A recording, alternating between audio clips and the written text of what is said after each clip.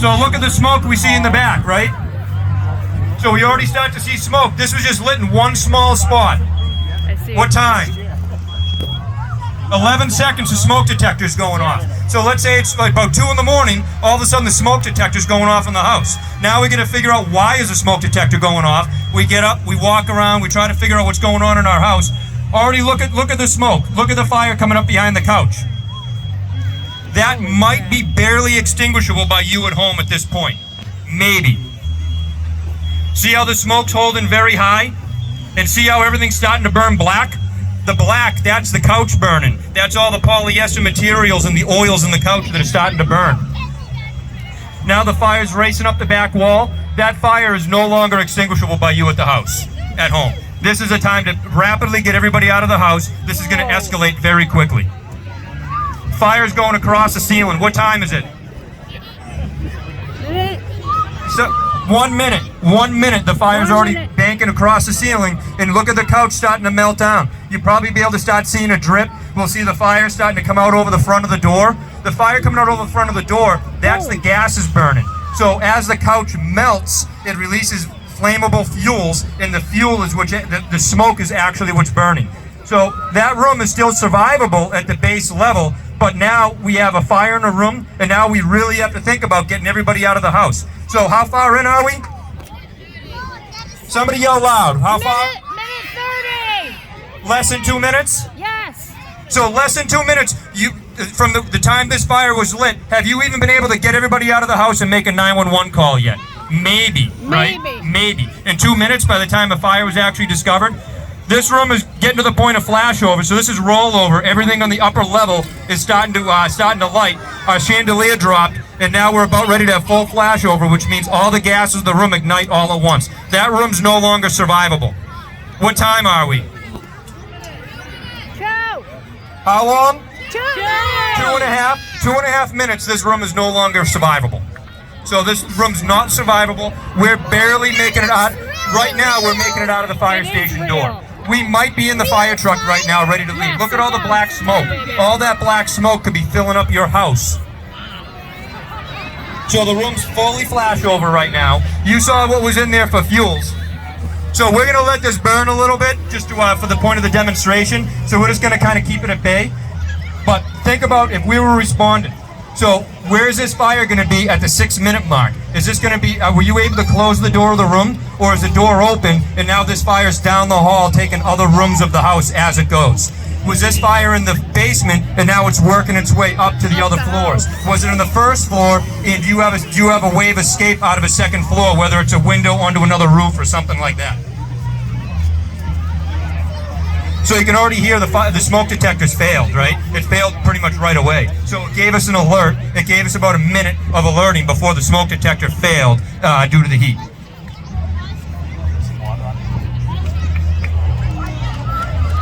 So our hose lines, they put out a minimum 150 gallons of water a minute. So our fire trucks carry 750 gallons of water, and we put out 150 gallons of water a minute. This, where this room's open and whatnot, it doesn't take much with the hose, but if this was in your house, we have a lot of heat in the hall and a lot of fire in the hall. So we only have 5 minutes of water before we have to find a fire hydrant and before we run out of water. And we need to get in quick and extinguish a fire because that increases survivability of anybody in the house. So here you see, we pretty much had the fire out, but due to the high heats and still all the fuel load, now it's pretty much back to where it was. Get her done, boys! So that little blast of water right there was probably, say, 10 gallons of water. So we just put 10 gallons of water on it and we're able to kind of knock it back to where it was. So now think about, how do you put out a fire in your home? If it's not contained to that wastebasket, are you ever going to be able to put that fire out? Are you ever going to be able to get 10 gallons of water on it that quick in order to extinguish a fire? The answer is probably not. Does everybody feel the heat? We're down low and far away, right? So again, imagine if this was home, how important it is to rapidly get everybody out of the house. Heat is not our friend. We need to get out of the house because as the fire heats up, more fuel, more smoke, more and more of the house becomes involved. So has everybody heard close before you doze? Yep. So what's that mean? It means close our bedroom door at night, right? We should always be sleeping with our bedroom doors closed at night. As violent as this fire is, look how much fire's on the side. Coming out the side, none, right? That's half-inch drywall. That's what everybody has in their house. It's really nothing fancy. But that half-inch drywall is containing the fire to that room. Just like a door on the front of that opening would contain the fire to that room. It might break a window and blow out a window, but the fire is going to be roughly contained to the room by closing the door. So should we discover a fire, we want to close the door if safe to do so and immediately escape the house. How far are we? I want to ask the fireman. What's the timeline? Well, they're busy right now. 5 minutes? 6 minutes? So 6 minutes? They're busy We might, right now. if you lived in the center of town, we might just be getting there now. So you figure a minute or two to discover the fire, 30 seconds to 60 seconds for 911 to process the call and to alert our station, 60 seconds for us to get all of our gear on and out the door, and that only gave us about, what, 3 minutes to get to your house? So if you live out on the other side of town, we're maybe halfway there, maybe. Whoa. It's burning. That's a big fire. It's burning right now. So can everybody see what's burning in the middle? Just smoke, right? Yeah. That was smoke that gets super, super hot and burns. Smoke is a product of incomplete combustion, so it's a fuel of its own. Smoke is its own fuel. So that got so hot that the smoke is burning. That is actually impressive for the fire to get that hot.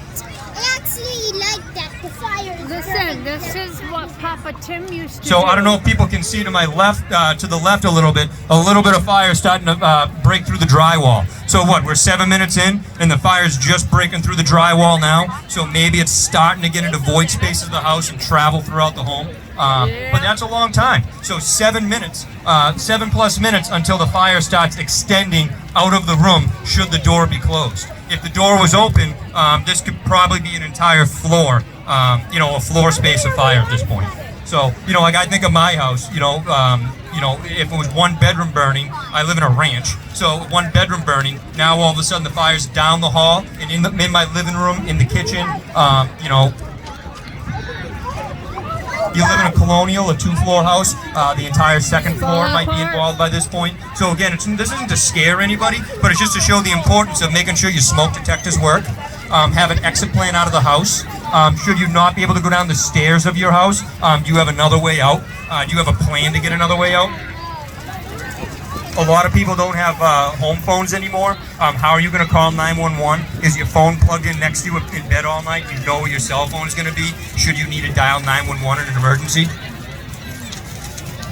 So now that the ceiling failed, it's a good demonstration of how the heat's escaping. So the fire's not fully involved in the space anymore because all the heat's going straight up. So when we get to a house, everybody always asks, why do we cut a hole in your roof?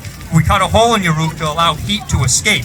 So now look, the heat is escaping straight out, and look how much more visible that is for us to go in and find a fire and extinguish a fire by us rapidly. We have a 107-foot ladder. It's not to go 107 feet in the air. It's when we park in your driveway, can we reach 107 feet to your roof to cut a hole in your roof to allow all the heat out, to make it easier for the engine crew to drag a hose line in and put out a fire, or to allow any potential victims a better chance of survival to escape.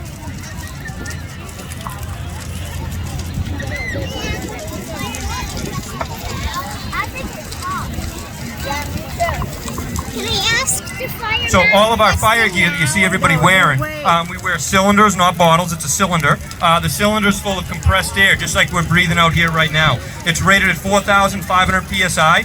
That's what we carry on our backs. It's just straight atmospheric air. It's not pure oxygen. And if you read on the bottle, it says it's rated for 30 minutes. 30 minutes is at rest. So I could get 30 minutes out of that cylinder if I'm at rest and not doing anything. Think of how much work it is to drag. So we run, eight firefighters on a shift.